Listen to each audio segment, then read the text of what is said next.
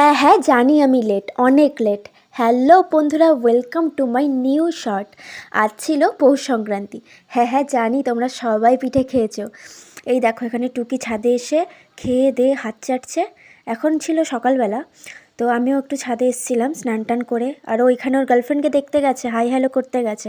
তারপরে সন্ধ্যা হয়ে গেছে, মা নিয়ে এসেছিলো জয়নগরের মোয়া, যেটা ছাড়া শীতকাল একদম অসম্পূর্ণ। তারপরে এখানে সব হাড়ি গামছা এসব দেখে তো আমি বুঝতেই পারছি না অ্যাকচুয়ালি হচ্ছেটা কি। তারপরে আমি শুধু পাটিসাপটা ছাড়া আর কিছুর নাম জানি না। তো এইখানে মা বললো এই পিঠেগুলো হচ্ছে ওখানে। এই নিচেরটা এটাকে বোধহয় ভাপা পিঠে বলে, আর ওপরেরটা এটাকে কি পিঠে বলে আমি জানি না। এটা হচ্ছিল ওপরেরটা, কিন্তু গরম গরম খেতে দারুণ লাগছে। আমি যেহেতু নারকেল খেতে একদম পছন্দ করি না, তাও ওটা হেভি দারুণ লাগছে। প্রথমে আমি খেতে চাইছিলাম না, তারপরে মা বললো একটা খেয়ে তো দেখ।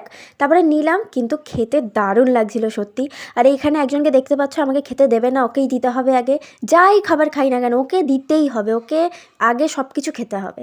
তো এইখানে এসে কিছু তো বলতে পারছে না, মেয়াও মেয়েও খুব কম করে, খুব শান্ত আমার বাচ্চাটা। তো যাই হোক, এবার ওকে একটু দিতে হবে, মায়া লাগছে। তো ওকে একটু দেবো, দেখো কিভাবে খাবে ও।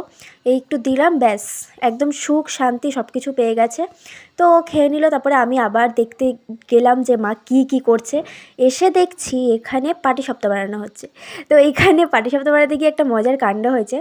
মাকে বললাম আমি ভিডিও করছি, মা বলছে এখন করিস না, আমার হাতটা কীরকম লাগছে, পাটিসাপটাটা হবে কি না। মা নার্ভাস হয়ে যাচ্ছে ক্যামেরা অন করাতে।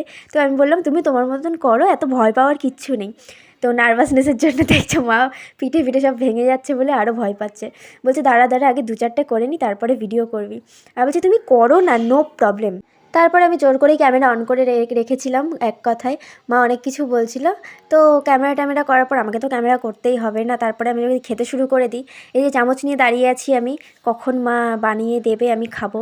মা এখানেও বলছে হেই আমি এই পড়ে আছি, হেই তুই ভিডিও করবি না, এই দাঁড়া আমি ভালো করে এইটা সাজিয়ে নিই, এই করে নিই, এই সব মায়ের। তো যাই হোক, পাটিসাপটাটা টেস্ট করে দেখলাম দারুণ লাগে। তোমাদের কার কার মায়ের হাতের পিঠে ছাড়া অন্য কারোর পিঠে ভালো লাগে না, সেটা আমাকে অবশ্যই কমেন্টে জানিও।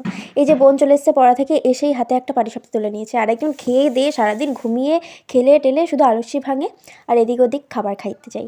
যাই হোক, এও দেখছে যে ও কি খাচ্ছে, ওকে দিতে হবে এটাও। তারপরে আবার আমি দেখতে চলে গেলাম মার কি পিঠে বানিয়েছে। যখন ভিডিও করতে গেলাম মা বললো এইভাবে কেন ভিডিও করছিস, ভালো করে সাজিয়ে ভিডিও কর। তারপরে বুঝলাম আচ্ছা। তো ভালো করে মা সাজিয়ে দিয়েছে, দেখো এক একটা জায়গায় এক একটা পিঠে। পিঠের নাম আমি জানি না, এটাকে ভাজা পিঠে বলে আই থিঙ্ক। আমি কিছুই জানি না, ভুলভাল বললে ক্ষমা করে দিও।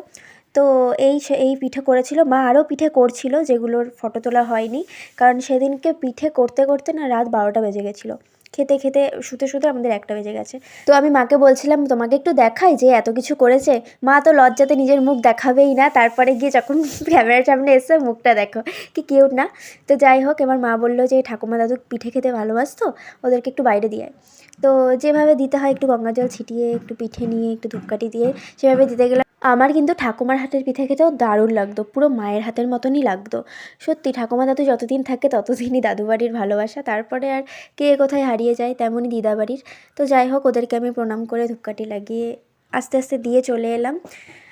মনে পড়ছিল, খারাপ লাগছিল, কিন্তু কিছু করার নেই, যা হওয়ার তা তো হবেই। তো তোমরা কী কী পিঠে খেলে সেটা অবশ্যই জানিও। আর সবাই ভালো থেকো, টাটা।